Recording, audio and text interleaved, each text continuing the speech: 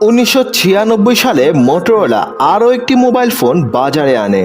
স্টারট্যাক নামক সেই ফোনটি মূলত মোবাইল বলতে আমরা যা বুঝি তার পরিচয় বহন করে।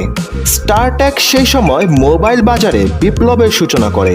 এটি ছিল প্রথম ফোল্ডিং ফোন, যেটি এতটাই ছোট ও হালকা যে সহজেই পকেটে ঢুকিয়ে রাখা যায়। সেই সময় ছোট সাইজ আর ফোল্ডিং ফোনের ট্রেন্ড চলছিল।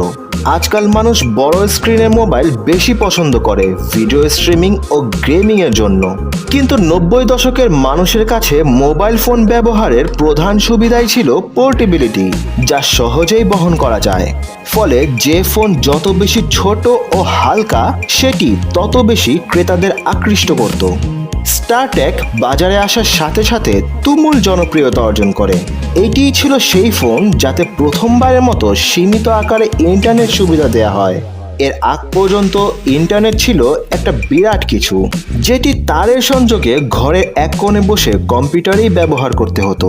কোনো রকম তারের সংযোগ ছাড়া ছোট্ট একটি ডিভাইসে ওয়েব ব্রাউজিং করা সম্ভব। স্টারট্যাকের বদৌলতে মানুষ প্রথমবারের মতো তা প্রত্যক্ষ করে। অদূর ভবিষ্যতে মোবাইল ইন্টারনেটে কী রকম বিকাশ ঘটতে পারে এই নিয়ে শুরু হয়ে যায় আলোচনা ও পর্যালোচনা। স্টারট্যাক তার পূর্ববর্তী মোবাইলগুলোর তুলনায় সাশ্রয় মূল্যে পাওয়া যাচ্ছিল। যদিও 1 লাখ টাকা দিয়ে একটি ফোন কেনা তখনও ছিল মধ্যবিত্তদের সাধ্যের বাইরে।